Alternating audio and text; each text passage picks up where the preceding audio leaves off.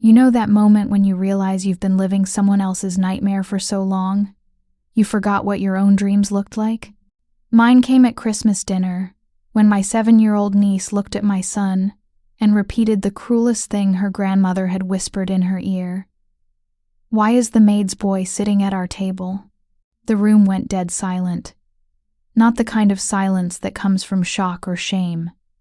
The kind that comes from people who've been waiting for someone else to say what they've all been thinking. I watched every face at that table like I was seeing them for the first time. My sister smirked behind her wine glass, the same wine I'd bought because she claimed she was too broke to bring anything. My brother looked at his phone like suddenly his Instagram was the most fascinating thing in the world, the same phone I'd helped him pay for when his service got cut off last month. My mother, my own mother, she didn't even have the decency to look embarrassed. She just shrugged, like my son, my beautiful, innocent son, was some inconvenience she'd been tolerating out of charity. But you want to know what really broke my heart? It wasn't the words. It was my son's face, the way he looked at me with those big brown eyes that looked just like his father's, trying to understand what he'd done wrong, trying to figure out why the people who were supposed to love him unconditionally had just reduced him to a servant's child. He didn't even know what the maid's boy meant, but he knew it was meant to hurt. My niece, sweet, innocent 7-year-old Emma, she didn't understand what she was saying either. She was just repeating what her grandmother had whispered to her in the kitchen while they were getting dessert ready. "Why does Aunt Sarah always bring him here? He doesn't really belong. He's more like the maid's boy, isn't he?"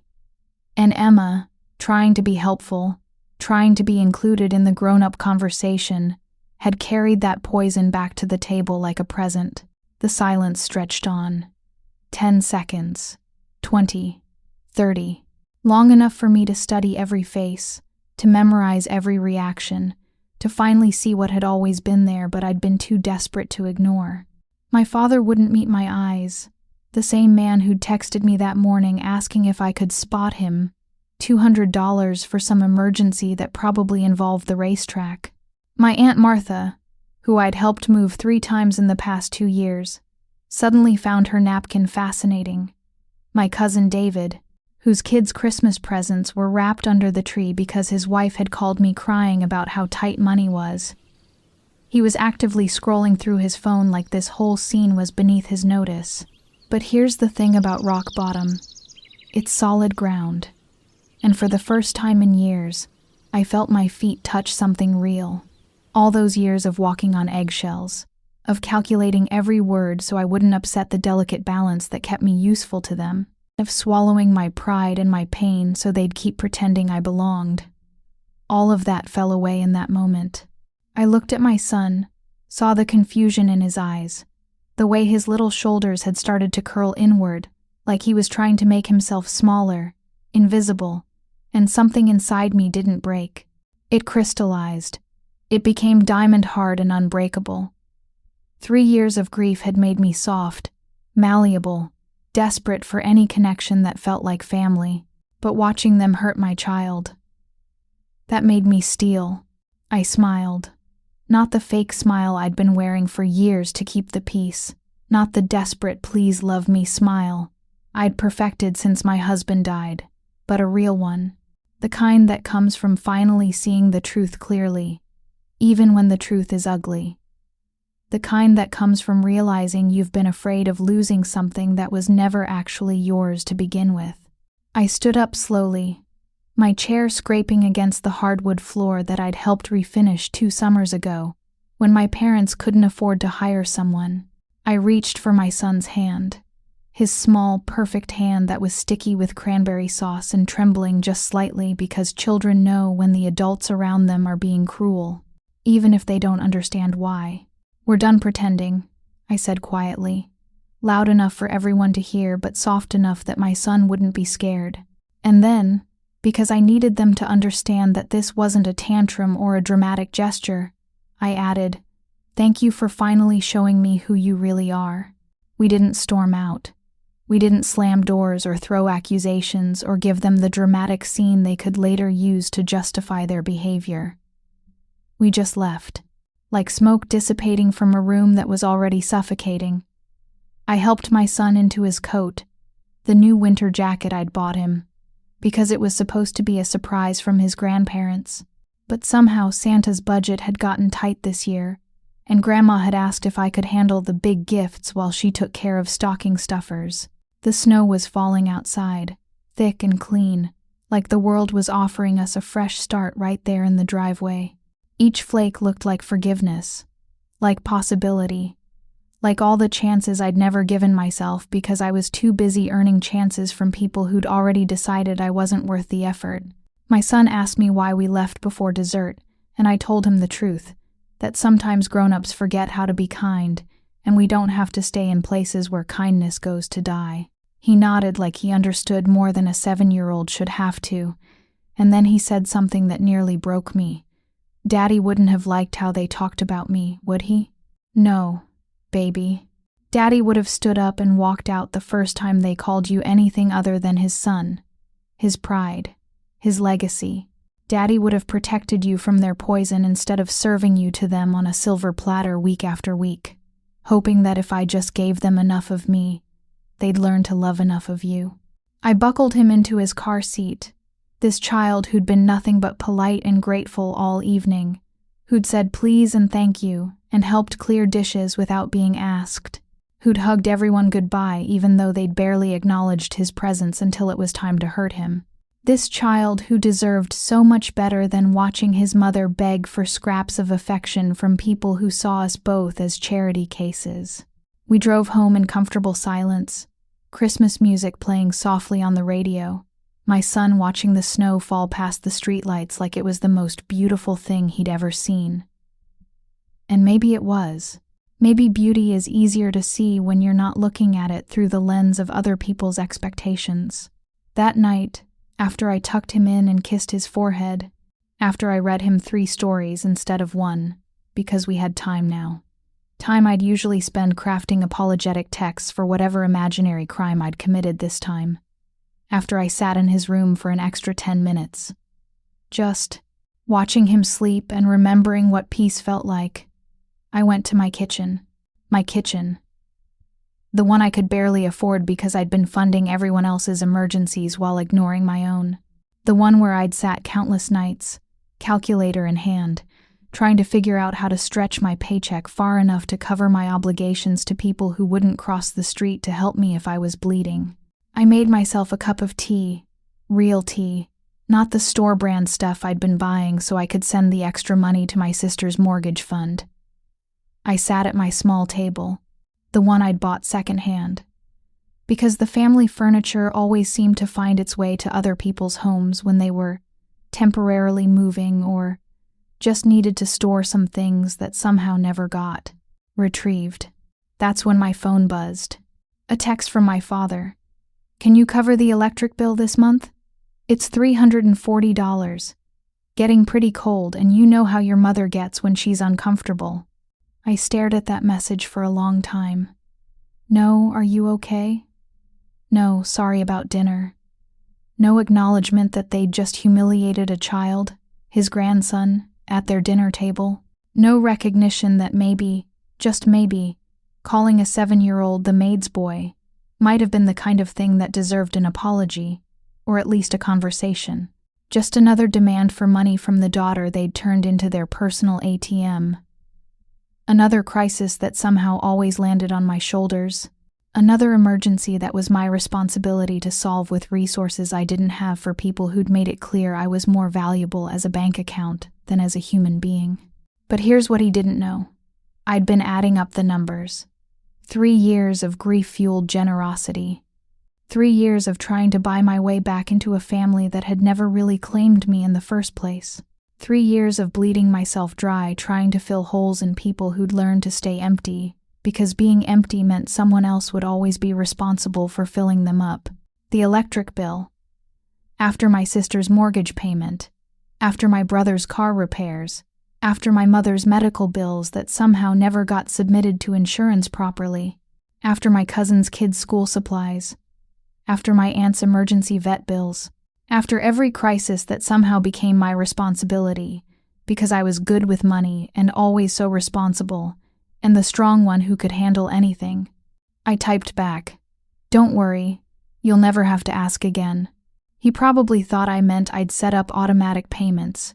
He probably thought I was finally learning my place as the family's emergency fund. He had no idea I meant something else entirely. He had no idea that never having to ask again was exactly the same as never getting to ask again. You want to know how I got here?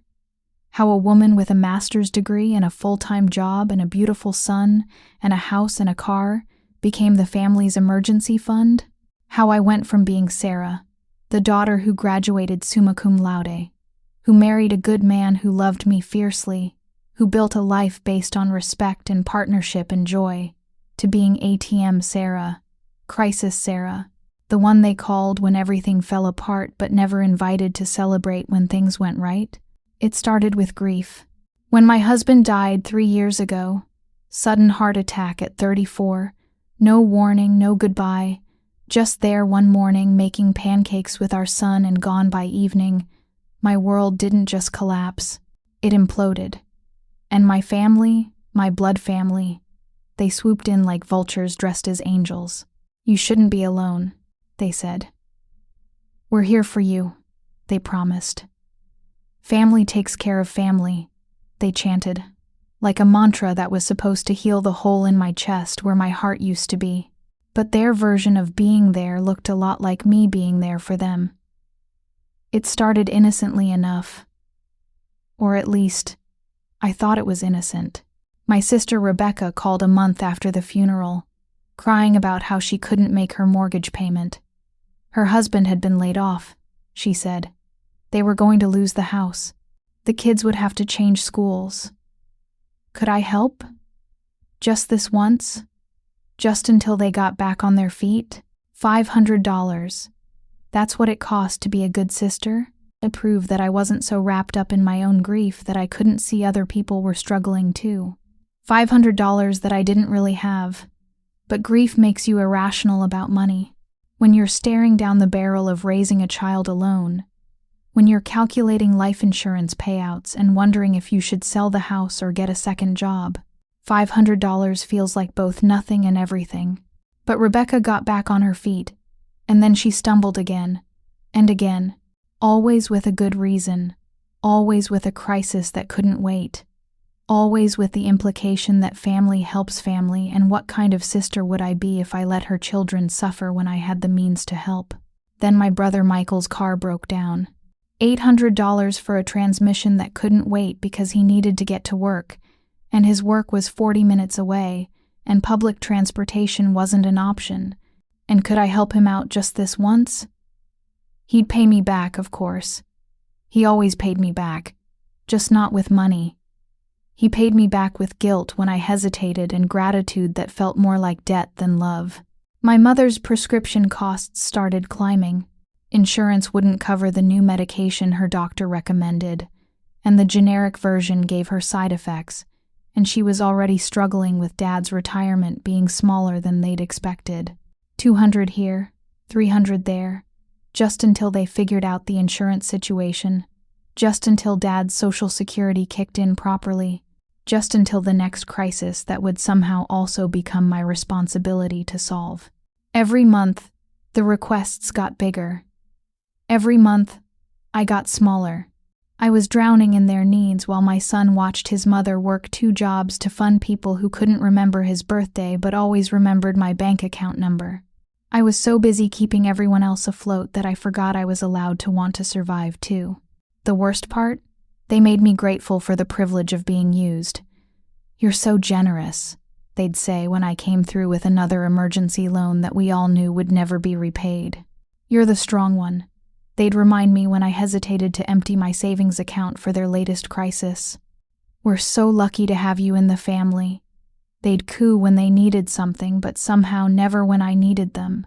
They painted my exhaustion as nobility and my compliance as love. They made my grief-addled desperation to belong somewhere, anywhere, feel like family loyalty. They took my widow's pension and my son's college fund and my emergency savings and my retirement contributions, and they turned them into their safety net while telling me I was the lucky one for getting to be so giving. I became addicted to their approval, even when it came at the cost of my son's respect and my own sanity. Every time I said yes to another crisis, another emergency, another situation that somehow only I could solve with my wallet, I felt like maybe I was buying my way back into belonging. Maybe if I just gave enough, loved enough, sacrificed enough, they'd see me as more than a resource. Maybe they'd see me as family. But here's what I didn't understand then. You can't buy love from people who've decided you're not worth loving for free.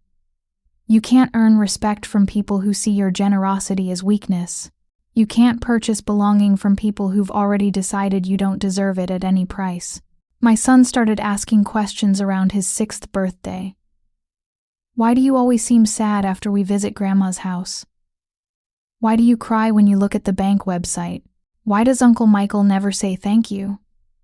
Why don't any of them ever help us when our car is broken? 6 years old. And he was already learning that love was supposed to be conditional, that kindness was supposed to hurt, that family was something you had to earn instead of something you deserved. 6 years old, and he was watching his mother systematically destroy herself to please people who wouldn't cross the street to help us. I kept telling myself I was doing it for him, that keeping the family together was important, that having grandparents and aunts and uncles was worth the price I was paying. But the truth was, I was doing it for me. I was terrified of being alone with my grief. I was terrified of raising him without the safety net I thought family provided. I was terrified of admitting that the people who were supposed to love us unconditionally had attached more conditions to that love than a mortgage contract. By his 7th birthday, I was working 50-hour weeks and selling my late husband's tools to make ends meet while funding my sister's shopping addiction and my brother's gambling problem and my parents' refusal to live within their retirement income. I was so busy being their savior that I forgot I was supposed to be my son's mother first. But that night, sitting in my empty kitchen with that text glowing on my phone, I realized something that changed everything. I wasn't angry anymore. Anger requires energy I didn't have left. Anger assumes the people hurting you are capable of caring that they're hurting you. Anger believes in the possibility of change, of growth, of redemption. I was done, and done is a much more powerful place to operate from than angry. Done doesn't negotiate. Done doesn't explain itself. Done doesn't hope for better or expect change or believe in second chances for people who've already had 17 chances and blown every single one. Done just stops.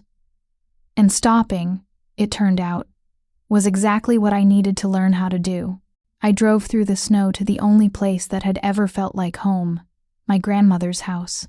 She's 82 years old and sharper than most people half her age, with eyes that see through bullshit like it's tissue paper, and a heart big enough to hold all the love my parents never learned how to give properly. Grandma Rose has been the one constant in my life, the one person who never asked me for anything but somehow always gave me everything I needed. When I was small and my parents were fighting about money, a fight that apparently runs in the family like a genetic disorder, she's the one who'd take me for ice cream and tell me stories about strong women who learned to save themselves. When I was a teenager and desperate to belong somewhere, anywhere, she's the one who taught me that belonging starts with accepting yourself, not convincing others to accept you. When I got married, she's the one who pulled me aside and said, "That boy loves you like you hung the moon, sweetheart. Don't let anyone convince you that you deserve less than that." When my husband died, she's the one who showed up with groceries and tissues and the kind of presence that doesn't try to fix everything, just makes the unbearable slightly more bearable. She's also the one who's been watching my family bleed me dry for 3 years without saying a word. Because she raised my father, and she knows exactly what he's capable of, and she's been waiting for me to figure it out on my own. When she opened the door at 11 at night and saw us standing there, me with my fake smile finally cracked, my son with chocolate on his shirt and confusion in his eyes, She didn't ask questions. She just pulled us inside like we were refugees from a war zone, which in a way, I guess we were.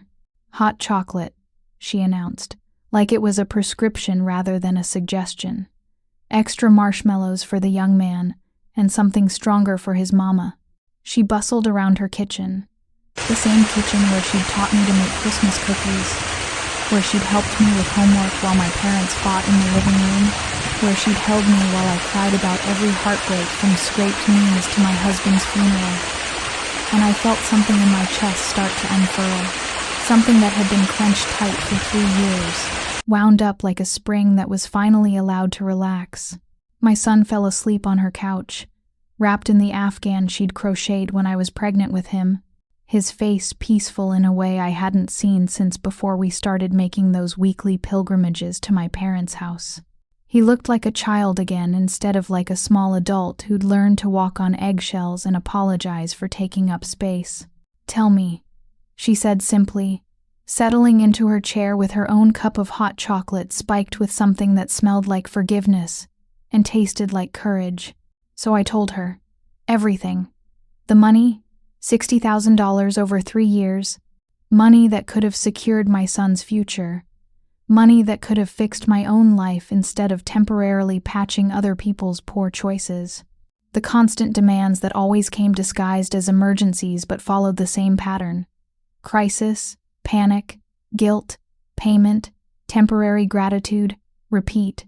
I told her about the emotional manipulation, the way they'd weaponized my grief and my loneliness to turn me into their personal relief fund, about how they'd made me feel selfish for wanting to save money for my own son's future, about how they'd convinced me that questioning their endless needs made me a bad daughter, a bad sister, a bad person. I told her about tonight, about my niece's innocent cruelty, about the way everyone just sat there like my son deserved to be humiliated for the crime of existing in their space while being supported by a mother who worked herself to the bone instead of a father who'd had the audacity to die young.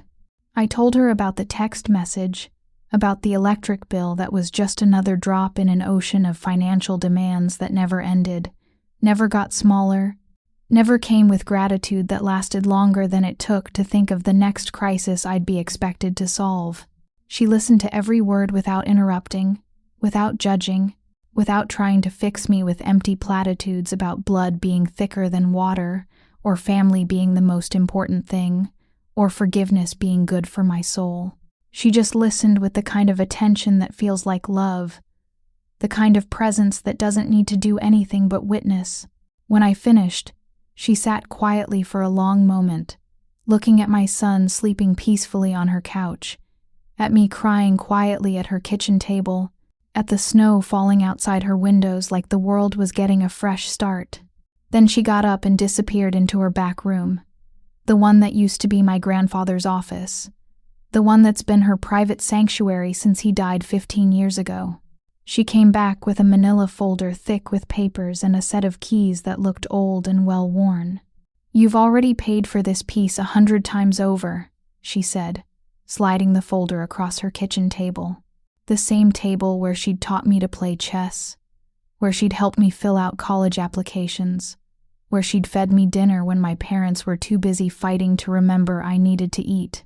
I opened the folder with shaking hands and saw deeds, property records, insurance documents. The little house on Maple Street, the one I'd loved when I was small, the one with the big front porch and the apple tree in the backyard, the one where I used to play house and pretend I lived somewhere that felt like home. "It's been in my name for 40 years, she continued, waiting for someone who deserved it. "I was going to give it to you when I passed, but you need it now. You need somewhere that's yours, where no one can make you feel like you're taking up space, or asking for too much, or not grateful enough for the privilege of being tolerated." I stared at those papers, at the keys, at this woman who had just handed me salvation without asking for anything in return. For the first time in years, someone was giving instead of taking. For the first time in years, someone saw me as more than a bank account with legs, and a guilt complex that made me easy to manipulate. "Grandma, I can't. I started, because 3 years of being told I was asking for too much had trained me to refuse gifts, to insist I didn't deserve kindness, to make myself smaller so other people could feel bigger. "You can't what?" she interrupted, her voice fierce in the way that only comes from 8 decades of not having time for nonsense. "Accept love without conditions? Accept help without humiliation? Accept a gift that doesn't come with strings attached and favors owed, and a lifetime of being reminded how grateful you should be?" She reached across the table and took my hands that were soft and warm and felt like safety, like home, like everything I'd been trying to buy from people who'd decided I wasn't worth the investment. "You can and you will. This isn't charity, sweetheart. This is correction. This is me correcting 40 years of watching my son and his children mistake meanness for strength, manipulation for love, taking for receiving. This is me making sure that my great-grandson grows up knowing what real family looks like." She squeezed my hands gently. "Real family doesn't keep score. Real family doesn't charge interest on love. Real family doesn't make you earn your place at the table by emptying your pockets and your soul." The next morning, I woke up in my grandmother's guest room, the same room where I'd spent summers as a child when my parents needed a break from parenting, which happened more often than I'd realized at the time, to the sound of my phone exploding with notifications.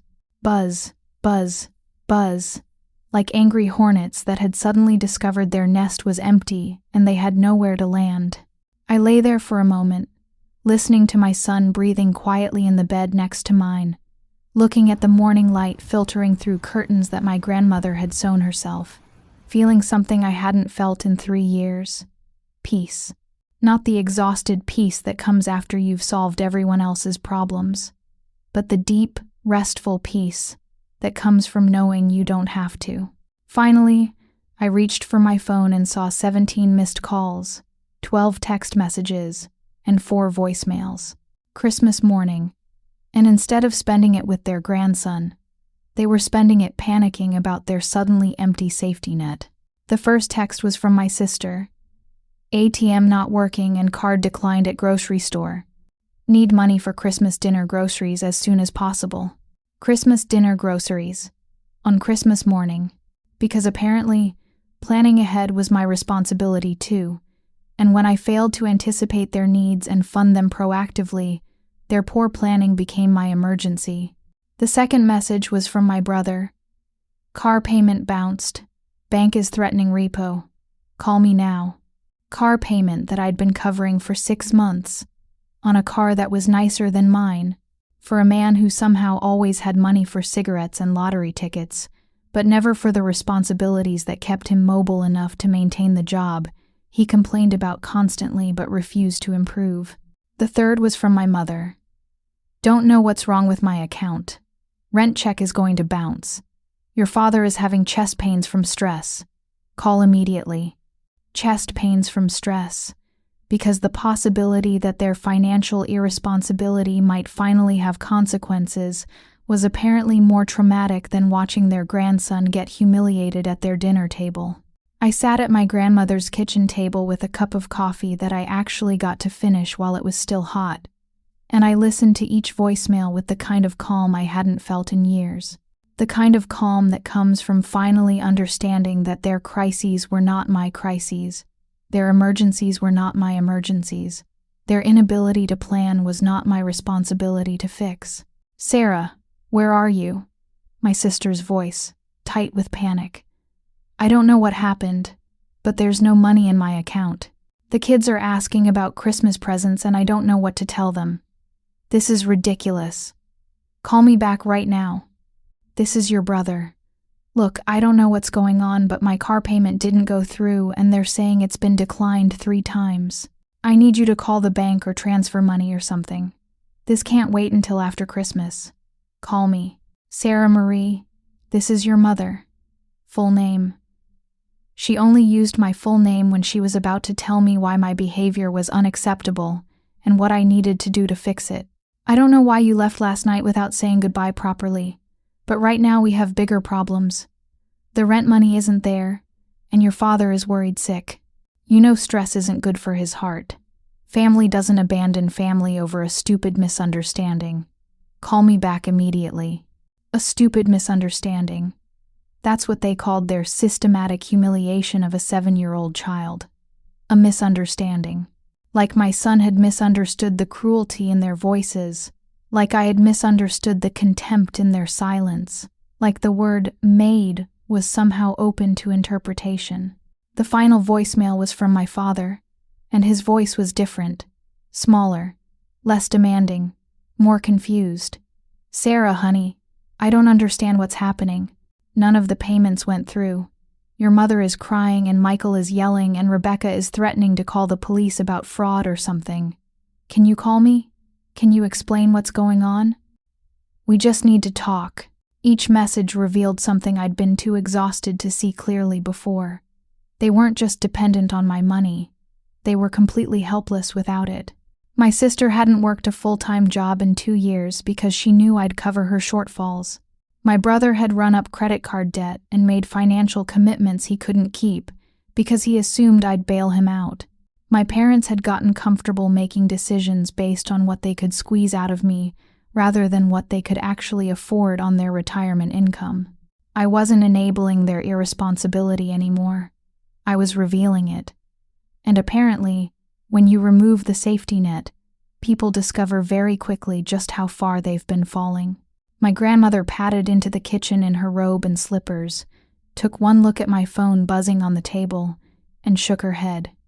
"Vultures," she said simply. "They can smell a boundary from 100 miles away, and they don't like it." She poured herself coffee and sat down across from me. "You know what's funny about emergencies?" she asked. "Real emergencies don't happen every month like clockwork. Real emergencies don't have patterns. Real emergencies don't always manage to cost exactly the amount of money sitting in someone else's checking account." She sipped her coffee thoughtfully. "What you've been funding aren't emergencies, sweetheart. They're choices. Poor choices with predictable consequences that someone else has been shielding them from experiencing." My phone buzzed again. Another text from my sister. "This isn't funny anymore. I have kids to feed. Whatever game you're playing needs to stop right now." Game. Like setting a boundary was a game. Like protecting my son from their cruelty was a game. Like refusing to fund their irresponsibility was some sort of elaborate prank instead of the first healthy decision I'd made in 3 years. "You know what I realized?" I said to my grandmother, watching my son sleep peacefully on her couch. His face relaxed in a way I hadn't seen when he slept in our own house. "I've been so afraid of them being angry at me that I never let myself be angry at them." She smiled. "Anger isn't the goal, sweetheart. Peace is. But sometimes you have to walk through anger to get to peace. Sometimes you have to stop caring about other people's feelings long enough to pay attention to your own." My grandmother got up and refilled both our coffee cups, moving around her kitchen with the kind of unhurried confidence that comes from being comfortable in your own space, your own skin, your own choices. She settled back into her chair and looked at me with eyes that held 8 decades of watching people make the same mistakes over and over again. "I need to tell you something," she said, her voice gentle but firm. "I've known for years what they were doing to you.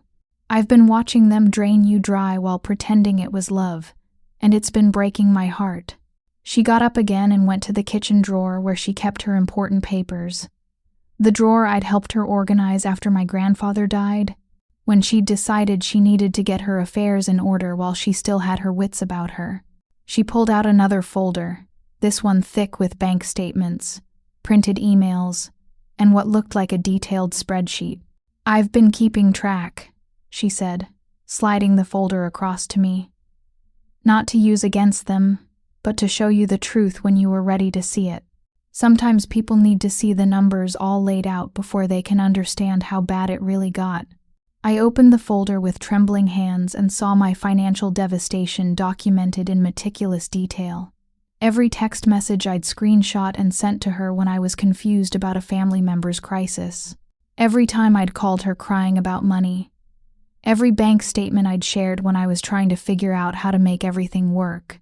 She'd been tracking it all, The amounts, the frequency, the patterns, the way my sister's emergencies always happened right before she posted pictures of new clothes on Facebook. The way my brother's car troubles always coincided with casino trips he thought no one knew about. The way my parents' medical emergencies always seemed to cost exactly the amount I'd mentioned having in savings. The numbers were staggering. In 3 years, I'd given them over $60,000. $60,000 that could have gone to my son's college fund, to fixing my own car, to building an emergency fund that would protect us instead of enabling them. $60,000 that represented overtime hours and weekend work, and selling my husband's belongings and denying myself and my son basic comforts so I could fund their lifestyle choices. But it wasn't just the money. She documented the emotional toll too. Dates when I'd called her crying, times when my son had asked innocent questions that revealed how much he was absorbing, instances when I'd had to choose between my child's needs and their demands and somehow always chosen wrong. This morning, my grandmother continued, her voice steady and sure, I called my lawyer. I've made some changes to my estate that I probably should have made years ago. She pulled out another set of papers, official-looking documents with legal letterhead and notary stamps. I've cut them all out of my will. Every single one of them. The house, the investments, the life insurance, the savings account your grandfather and I spent 40 years building. It all goes to you and your son now. I started to protest, the old programming kicking in automatically, the voice in my head that had been trained to refuse gifts, to insist I didn't deserve kindness, to make myself smaller so other people could feel bigger about their own generosity. But she held up her hand before I could speak. This isn't about punishment, sweetheart, though I won't pretend they don't deserve some consequences for how they've treated you. This is about protection. They've had 40 years to show me who they are, and they've chosen greed over grace every single time. She leaned forward, her eyes fierce with the kind of protective love I'd forgotten existed. You've spent 3 years trying to buy their love with your security, with your son's future, with pieces of your own soul. I'm not going to spend my final years watching them rob your peace and teach your child that love is something you purchase with suffering. But Grandma, but nothing. Her voice was firm but not unkind. Let me ask you something. When was the last time one of them called just to see how you were doing? When was the last time they offered to help you with something without you having to ask? When was the last time they remembered your son's birthday, or your anniversary, or the day your husband died? I sat there trying to remember, and the silence stretched on because the answer was never. They called when they needed something. They remembered me when they were in crisis. They acknowledged my existence when it served their purposes. Real family doesn't keep score, she continued, but they also don't run up tabs. Real family doesn't charge interest on love, but they also don't expect to receive without giving. Real family doesn't make you earn your place at the table by emptying your pockets, but they also don't treat you like a bank that never checks credit or requires collateral. She reached across the table and took my hands again. Kindness doesn't mean letting people rob your peace, sweetheart. Generosity doesn't mean giving until it hurts and then giving more because the hurt proves how much you love them. Boundaries aren't walls built to keep people out. They're property lines that let people know how to treat your heart. My phone buzzed again on the table. Another call from my sister. I let it go to voicemail. They're going to fight this, I said quietly. Let them. My grandmother's voice was calm, certain.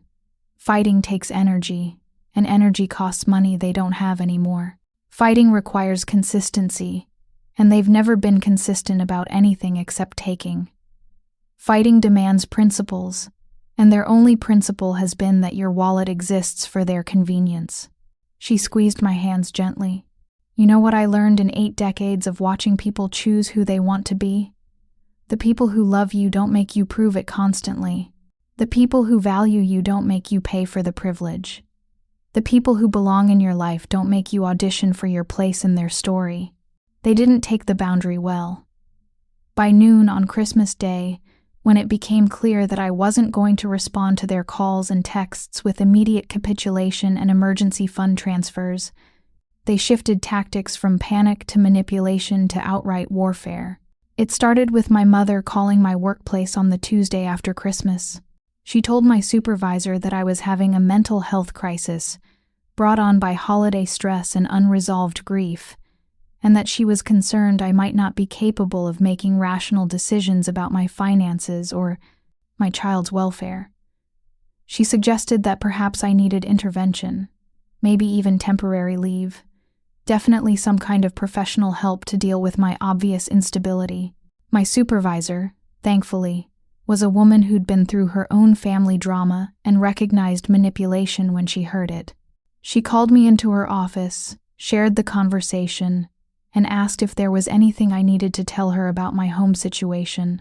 I showed her some of the text messages, explained the financial harassment, and watched her face shift from concern to anger on my behalf.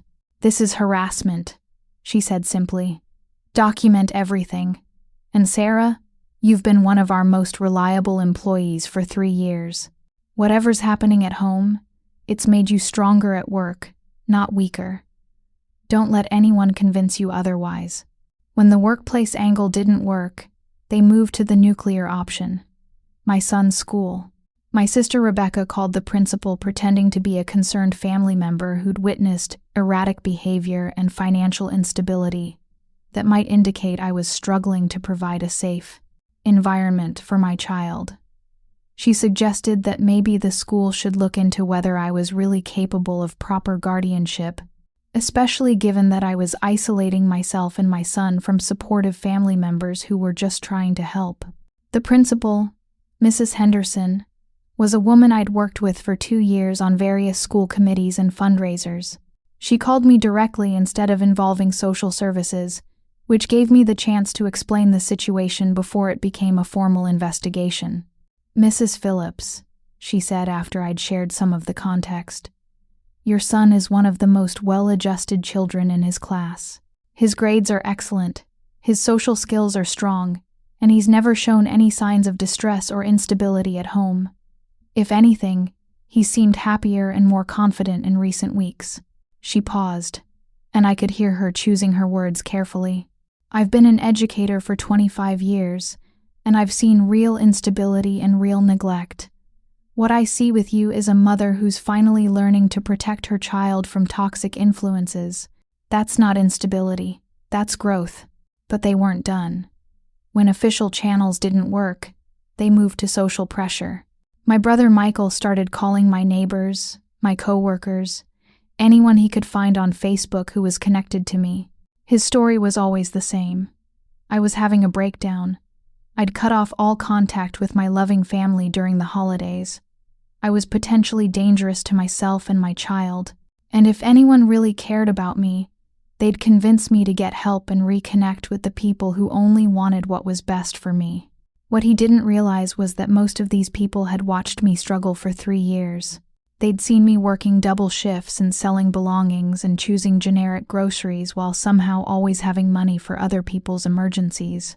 They'd noticed that I seemed tired and stressed and stretched thin, and several of them had suspected that something wasn't right with my family situation.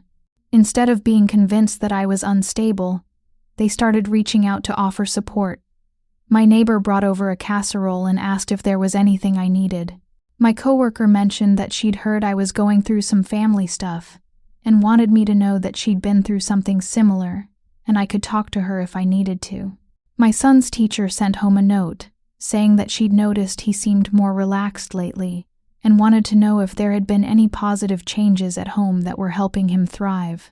Their campaign to isolate me was actually connecting me to people who genuinely cared. Their attempt to paint me as unstable was highlighting how much more stable I'd become since I'd stopped trying to manage their chaos. But here's what they didn't know. I'd been keeping records too. Not intentionally at first, but grief makes you careful about details, and stress makes you document things because you stop trusting your own memory when everyone around you keeps telling you you're wrong about what you experienced.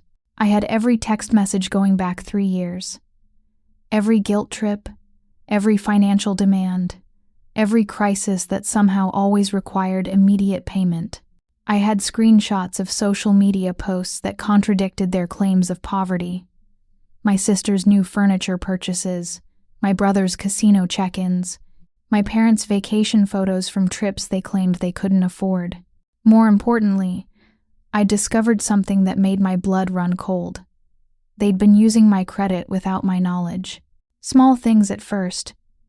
Utilities put in my name when their own credit was too damaged to qualify for service. A credit card my mother had opened using my information just for emergencies, that she'd been making minimum payments on for 2 years.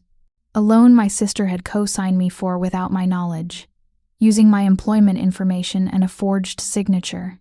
The identity theft wasn't malicious in their minds. It was just another extension of their belief that my resources existed for their convenience.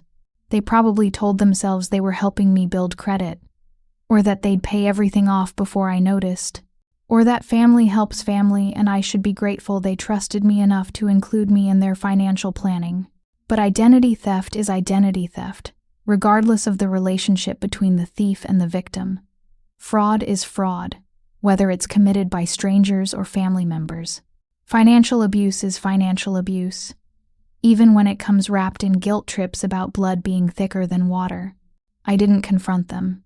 I didn't scream or threaten or demand explanations that would only result in more manipulation and gaslighting.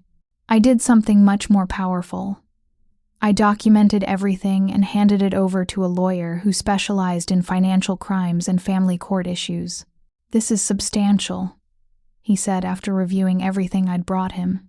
"Identity theft, financial fraud, harassment, potentially even extortion given some of these text messages where they're threatening consequences if you don't provide money." He looked up from the papers and studied my face. "The question is, what do you want to happen here? Do you want justice, or do you want peace?" I thought about my son, sleeping safely in his new bedroom in the house on Maple Street. I thought about my grandmother, who'd spent 82 years watching people choose who they wanted to be. I thought about my late husband, who'd loved me fiercely and would have protected us both from this poison if he'd been alive to see it. "I want peace," I said, "but I want it protected by justice." "Then we start with cease and desist letters," he said. "We make it clear that further contact constitutes harassment. We notify the credit bureaus about the identity theft and begin the process of cleaning up your credit report. We document everything going forward, and if they escalate, we have grounds for restraining orders and criminal charges." He leaned forward, his expression serious but kind. "For once," I told him, echoing something my grandmother had said. "I didn't raise my voice. I raised evidence. The beautiful thing about truth is that it doesn't need to be performed or promoted. It just exists, solid and undeniable, waiting for the right moment to surface. And sometimes the right moment comes sooner than you expect." The consequences started with my sister Rebecca.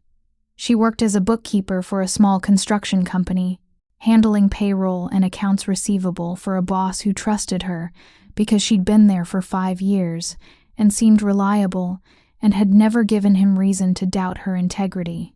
But when her background check came up for renewal as part of their insurance policy requirements, the credit irregularities I'd reported triggered an automatic audit.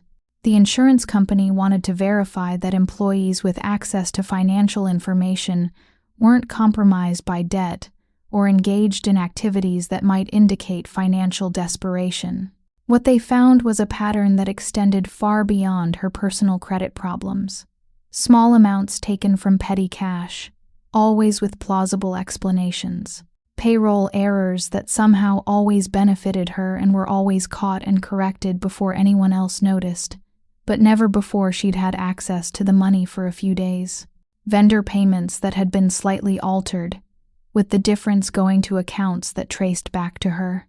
She'd been doing to her employer exactly what she'd been doing to me, taking small amounts consistently, assuming no one would notice or care enough to investigate, using her position of trust to fund her lifestyle while maintaining plausible deniability about her financial crimes. She was arrested on a Tuesday morning. The local paper ran a small article about it in the business section, nothing dramatic or sensational, just a brief mention of financial crimes at a local company and the arrest of a longtime employee. But in a small town, that kind of news travels fast, especially when it involves someone whose family had been talking loudly about their ungrateful relative's mental health crisis and abandonment of family obligations. Suddenly, people started connecting dots. The woman who'd been calling everyone claiming I was unstable had just been arrested for embezzlement. The family that had been painting me as cruel and selfish had been systematically stealing from employers and relatives alike. The loving sister who just wanted me to get help was actually a criminal who'd been funding her lifestyle through fraud. My brother Michael's situation unraveled even faster. When he realized I wasn't going to rescue Rebecca from her legal troubles, his harassment escalated. He started showing up at my workplace, calling my friends, even approaching my son's teacher to share his concerns about my mental state and his fears that I might be dangerous. What he didn't realize was that every unwanted contact, every harassment incident, every attempt to interfere with my life was building a legal case against him. The lawyer had been very clear about documenting everything, and Michael was providing plenty of documentation. But Michael had bigger problems than a harassment case. His financial house of cards was collapsing without my regular bailouts, and he'd been making increasingly desperate choices to keep up appearances. The gambling debt he'd been hiding was larger than I'd realized, and the people he owed money to weren't as patient as his sister had been. More importantly, the identity theft investigation had revealed that he'd been using my credit for more than just his car payments. He'd opened store accounts, taken out small loans, even applied for credit cards using my information and his own address. When creditors couldn't reach me for accounts I didn't know existed, they'd started calling him as the contact person, which had worked fine as long as he could make minimum payments using money he borrowed from me. But without my regular transfers, those accounts started defaulting, and when creditors investigated the discrepancies between the application information and the contact records, they discovered a pattern of fraud that extended back years.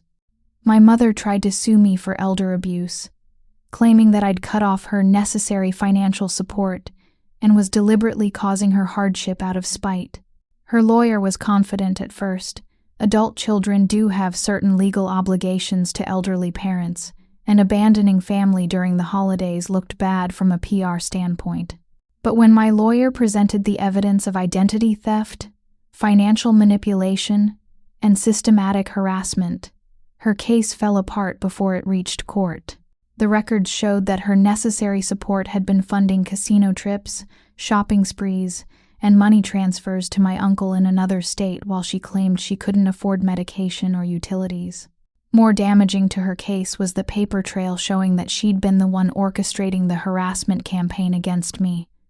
Recorded phone calls where she'd impersonated a concerned family member. Text messages where she'd coordinated with my siblings to pressure me from multiple directions. Documentation showing that she'd been the primary organizer of the identity theft scheme, using her position as the family matriarch to convince my siblings that taking advantage of my credit was acceptable because family helps family. The fraud investigation revealed years of systematic financial abuse, identity theft, and coordinated manipulation.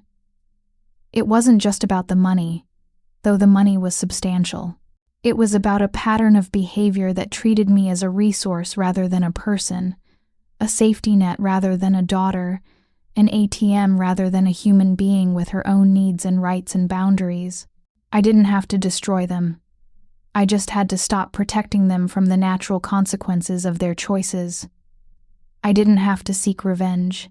I just had to step aside and let their own actions catch up with them. I didn't destroy them. I realized, sitting in my new living room, while my son played on the floor and my grandmother knitted in her chair by the window. I just stopped being their shield. Moving into the house on Maple Street felt like stepping into a life I'd forgotten I was allowed to want. It was small, 2 bedrooms, 1 bathroom, A kitchen barely big enough for 2 people to work in at the same time. But it was ours. No mortgage payments that could be threatened. No landlord who might decide we weren't worth the trouble. No monthly rent that competed with everyone else's monthly crises for my attention and resources. The house had good bones, my grandmother said, but it needed some love. The walls needed fresh paint. The hardwood floors needed refinishing. The garden had been neglected for years and needed someone with patience and hope to bring it back to life. My son helped me paint his bedroom blue. Not baby blue, he specified, but sky blue. The color of possibility, he said. The color of days when anything might happen. We painted it on a Saturday morning while music played on my phone and snow fell outside the windows. And I realized this was the first time in 3 years that I'd started a home improvement project without calculating whether I could afford to finish it.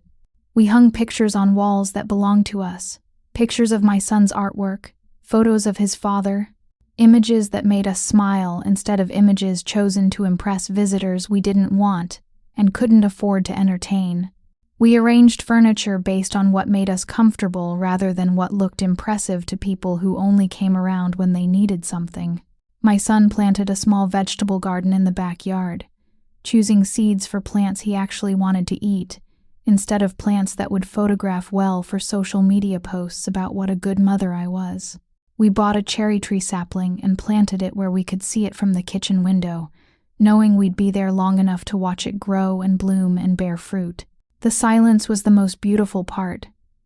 Not the dead silence of resentment or the tense silence of walking on eggshells, but the peaceful silence of a life being lived instead of performed. No constant buzzing of demands disguised as emergencies. No guilt-laden phone calls that turned my stomach into knots. No crises that somehow always required my immediate financial attention and emotional labor.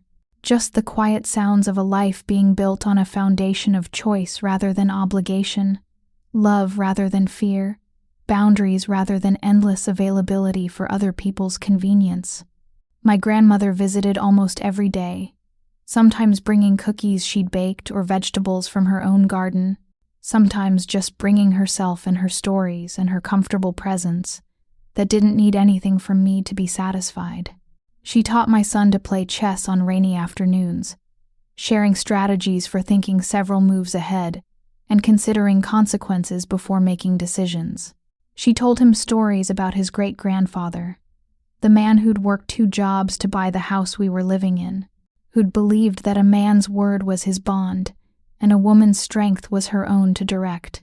She shared family history that went back further than the people who'd been draining us, connecting my son to roots that ran deeper than the shallow soil of conditional love and transactional relationships. It wasn't revenge that saved me, I told her one evening as we sat on the front porch watching my son catch fireflies in the twilight. It was boundaries.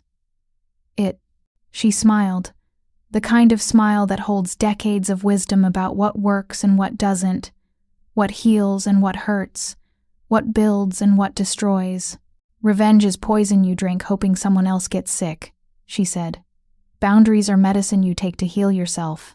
My son ran up to show us the fireflies he'd captured in a mason jar, their lights blinking like tiny stars in his hands. Can I keep them forever? He asked. Beautiful things need space to be beautiful. My grandmother told him gently. If you love them, you let them fly free and trust that they'll come back if they want to. He opened the jar and watched the fireflies drift up into the darkness, their lights fading and reappearing as they found their way back to where they belonged. Like Daddy, he said quietly. He's free, but he still comes back to visit in dreams. I felt tears start in my eyes, but they were clean tears, healing tears, the kind that wash away pain instead of just expressing it. My child was learning the difference between love and possession, between holding on and holding space, between keeping people captive and letting them choose to stay. He was learning these lessons not from watching me fight battles I couldn't win, but from watching me choose peace over drama, boundaries over bondage, health over habit. He was learning what real love looked like by finally seeing it in action instead of just hearing about it in theory. 6 months later, I got a letter that I'd forgotten I was waiting for. It was thick official paper with a return address I didn't immediately recognize, but when I opened it, I remembered. A scholarship foundation that my husband had applied to shortly before he died. One specifically designed for single mothers pursuing advanced degrees in their field. The application had gotten lost in the chaos of funeral planning and estate settling, and the overwhelming process of learning to live as one person instead of half of a partnership. By the time I'd found it again, months had passed, and I'd assumed I'd missed the deadline, that the opportunity had closed while I was busy trying to survive each day. But apparently, they'd held on to applications from that cycle, understanding that life sometimes makes people late for opportunities that could change everything. They'd been processing applications in waves, and mine had finally reached the top of the pile just as I was learning to believe I deserved good things again. Full scholarship for a master's program in my field. Living expenses included. Childcare provided. 2 years of having my education funded so I could build a career that would support us independently, instead of just barely keeping us afloat while I funded everyone else's emergencies. The irony wasn't lost on me. While I'd been emptying my savings account to fund other people's crises, the universe had been preparing a gift that would secure my son's future and honor my late husband's dreams for our family. While I'd been choosing between my child's needs and my family's demands and somehow always choosing wrong, real help had been waiting for me to be stable enough to accept it. I called my grandmother first. She cried. Happy tears that sounded like rain after a drought, like spring after a long winter, like hope after despair. Your grandfather would be so proud, she said through her tears. He always said that if you plant good seeds and tend them carefully, the harvest will come when you need it most. Then I called my son's school to schedule a meeting about the accelerated programs they'd been recommending and the gifted classes he'd been eligible for. But I hadn't been able to focus on because I was too busy managing everyone else's emergencies to pay proper attention to his opportunities.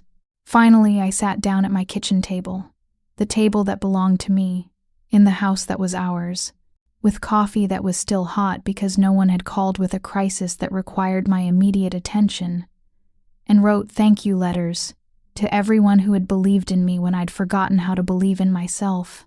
The scholarship committee, for holding space for applications from people whose lives had been disrupted by loss. My supervisor, for recognizing harassment when she heard it and protecting my job instead of questioning my stability. My son's teacher, for seeing his happiness instead of believing rumors about his mother's mental health. My neighbors, for offering casseroles and kindness instead of judgments and interference. But mostly, I wrote a letter to my grandmother, thanking her not just for the house and the safety and the unconditional love, but for showing me what real family looked like, for demonstrating that love doesn't have to hurt to be real, that generosity doesn't require self-destruction, that boundaries aren't walls built to keep people out, but property lines that show people how to treat your heart. The house on Maple Street had become more than shelter. It was proof that peace isn't something you have to earn through exhaustion or buy with your security, or maintain by making yourself smaller so other people can feel bigger. It was evidence that some gifts come without strings attached. Some love comes without conditions. Some family relationships are based on who you are, instead of what you can provide. My biological family stopped calling after the legal settlements were finalized. There were no apologies, no acknowledgments of the damage they'd done, no recognition that they'd systematically abused someone who'd loved them enough to bleed herself dry trying to buy their approval. They simply faded from our lives like smoke, leaving behind clear air and space for people who knew how to love without keeping score. I didn't need to prove them wrong about who I was. I just needed to stop giving them opportunities to be right about who they thought I should be. I wasn't their ATM. I wasn't their safety net. I wasn't their emotional punching bag dressed up as their savior. I wasn't their emergency fund or their backup plan or their reliable source of bailout money for consequences they didn't want to face. I was a mother who'd learned to protect her child from toxic people, even when those people shared our DNA. I was a widow who'd discovered that grief doesn't have to make you vulnerable to manipulation forever. I was a granddaughter worthy of unconditional love, and a woman who'd learned the difference between being needed and being valued, between being useful and being loved, between being family and being used by family. The snow is falling again tonight as I write this, but it doesn't look like an ending anymore. It looks like a blanket, covering the old ground so new things can grow in the spring. My son is asleep in his sky-blue bedroom, safe and warm and loved without conditions, learning through observation that family is something you build with people who choose to stay, not something you inherit from people who only show up when they need something. My grandmother is in her chair by the window, knitting something soft for someone who deserves softness, humming old songs that carry stories of strong women who learned to save themselves when no one else would do it for them. And I'm here, in my kitchen, drinking coffee that's still hot, finally living a life that's mine to live instead of mine to sacrifice, planning a future that includes my dreams instead of just everyone else's emergencies, building a foundation strong enough for my son to launch from instead of just stable enough to keep other people from falling. They called him the Maid's boy, like love was something you earned through status instead of something you gave through choice, like worth was determined by bank accounts instead of character, by usefulness instead of inherent human dignity, by what you could provide instead of who you were when you had nothing left to give. They were wrong about everything, but mostly, they were wrong about us. We're not the help. We're not the backup plan. We're not the ones who clean up messes we didn't make with money we don't have for people who mistake generosity for stupidity and kindness for weakness. We're the ones who got away. We're the ones who learned that family is something you choose to build with people who choose to love you back, not something you're sentenced to maintain regardless of how much damage it does to your soul.